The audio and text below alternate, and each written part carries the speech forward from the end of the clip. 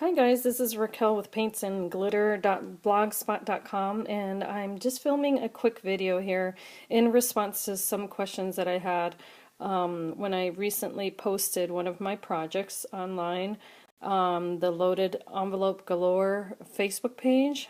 I want to say that's the name, and I apologize if I got that incorrectly, but I guess this video is going to explain a few things. I had shown a couple of projects that I did just, I guess, yesterday. At least I finished them yesterday.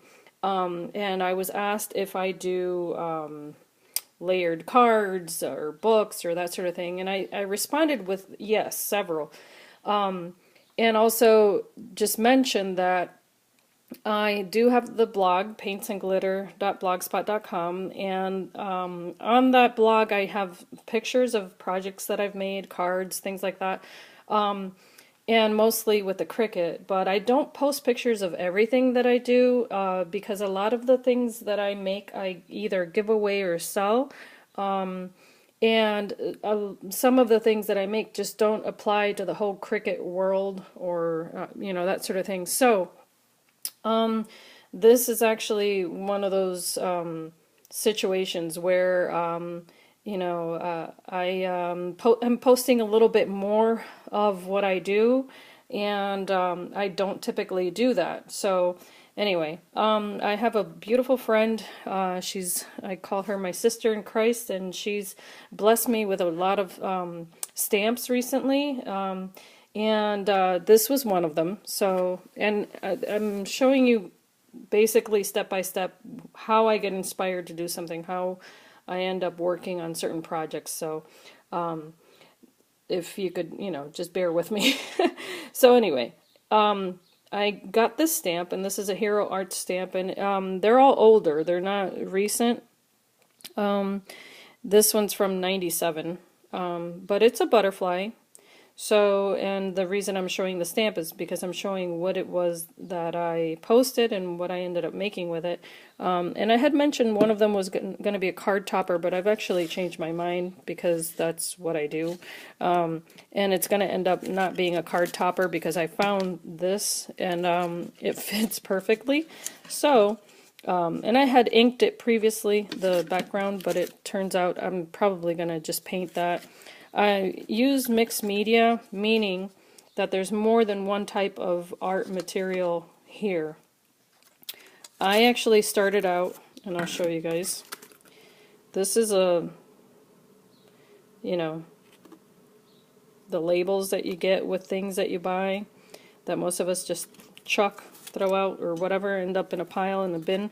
Well, in mixed media pieces, all you need to start with is a surface. So in this case, the surface would be the cardboard.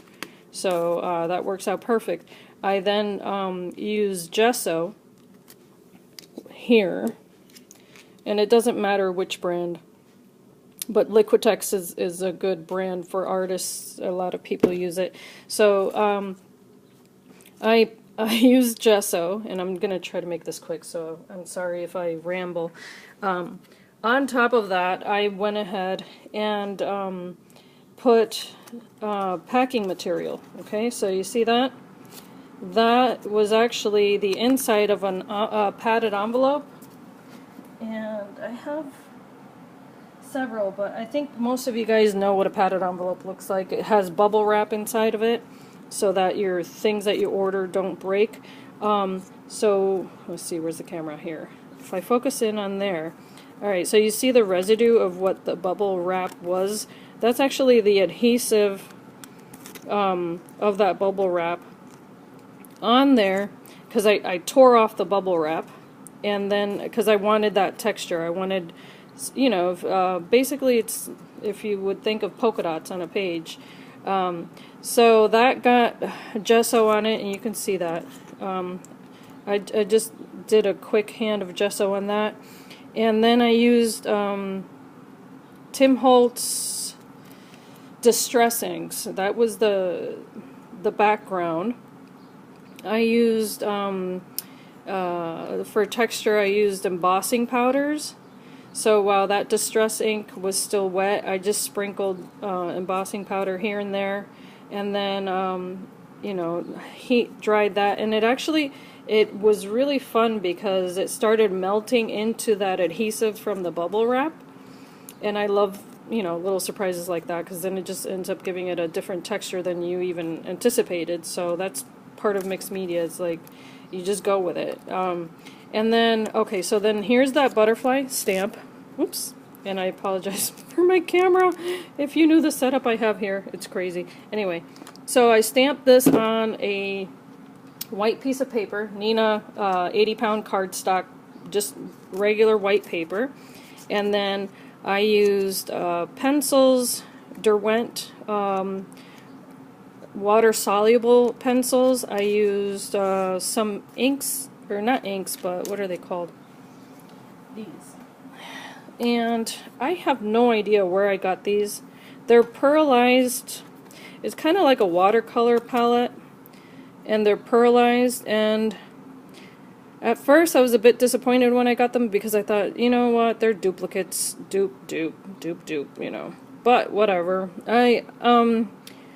I like the sheen that it gives paper, because it ends up looking as if you had used a medium, like a gloss medium, but it's just the pearlescence of the actual paint on. And then I layered that with the Derwent pencils that I went ahead and tried to go over a lot of the black, so that it wouldn't look like a black and white image, because I stamped it in black. I should have said that. And then here, those pearls are liquid pearls in bronze. No, actually that's silver. It's picking up as bronze, I think, in the camera, but my lighting's not that great. And then everything else you see here, this is a die that I painted and put liquid pearls on. This is a die. This is a die, and then I just used a larger, smaller, and then this is a different die. I put pearls, liquid pearls there, and it looks like I might have to do another layer of that. But you know what, I could just leave it. And then I have a die that cuts out stars, and I'll show you that in a moment. But I just, you know how you get the little bitty pieces here that get stuck there that we normally just, you know, you tap them off and they fall all over the place and make a mess? Well, they happen to be on my table. So I went ahead and picked them up with the tip of my glue, this. Okay, so this, I just used it, picked it up, glued them on there, and because I figured they fit, whatever. And then back here, this is another die. Now everything that you see here started off as a white piece of paper, with the exception of this glitter paper, and I'm probably making you dizzy, so I'm sorry. This is glitter paper here, and it's just a white core paper that happens to have silver glitter. Now everything else, this, that, was all white paper, and it's all been inked, painted, and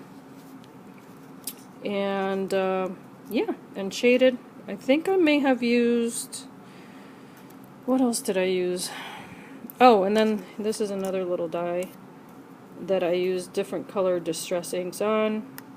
This is the same shape as that, and then I put some pearls down there. Oh, and then this is I forgot, this is another die. Now all of these dies that I used for this were all ordered through AliExpress, I think. Either that or they're spellbinders if they're not from AliExpress. I recently got a Platinum Spellbinders Platinum 6 machine to replace my Cuttlebug, which was just too old and it was falling apart. So I started buying dies just to see if I even would use them, and it turns out they're quite handy. I like them. I'm having fun. So anyway, that's this piece that's going to go on here. Okay, and you could do all of this if you happen to have a Cricut. You could do all of this with a Cricut also. You wouldn't have to use dies. I just happen to like the way the dies cut intricately the first time around without having to worry about settings and plugging anything in. So, you know, for these types of things it works out. And what I do is I cut a bunch of dies out of white paper, or die cuts out of white paper. This doesn't apply, but I then end up having them in a basket set aside for when I want to create something. They're just there, and then I can just paint them however I want. And then this was the other one, which again, same kind of thing. I just used different colors for the butterflies. It turned out looking on my pictures quite dark, but this one actually just has like a bronze wash over it. And then these I made with a Spellbinders die. I just inked the tips of the yellow paper. That was the only paper, and the green. Actually, I should say the green and yellow here were papers, that pearlescent papers that were that color. And then everything else, the yellow flowers that you see, the pink, these dies that are embossed, these are dry embossed on top of just white paper again. There's heat embossing, dry embossing, ink whatever. And then this is just all done with Tim Holtz Ranger, or Ranger's brand, Tim Holtz, I always say that wrong, Distress Inks. Oh my gosh, I couldn't get that out. And then these are little tiny dies. I wanted to make, the weather was horrible here. The last couple days we've been snowed in. I wanted to make something happy and bright, and so this is actually probably going to end up going on a canvas when it's all said and done. But yeah, so that's that. And then as far as as far as cards go, or books, or that sort of thing, again, I mostly give them away. I have been working on some other cards, and I have other videos that show them. But I did want to show you the die that I was referring to regarding the little stars there. Oops, and I'm sorry about that. It cuts out 2 rows. Let me see if it's in here. Well, I guess I split them up, but it cuts out 2 rows of those little stars. And what I did was I poked out the little stars, and so you see, then you can use them. And then this I recently showed on a different Facebook page, having to do with Cricut, because I designed the using Cricut cuts. I designed the dream catcher by just welding different cuts, like 2 flowers, a circle, pieces of yarn, and then 3 feathers. None of them had anything to do with each other in Cricut Design Space, but I ended up welding them to create this, just to show a young lady that you can use Design Space to, to make new shapes that don't exist there, depending on the features that you use. Anyway, so this would be what I would call a dimensional card, because it's got fabric, and it's got lace, 2 layers of lace there.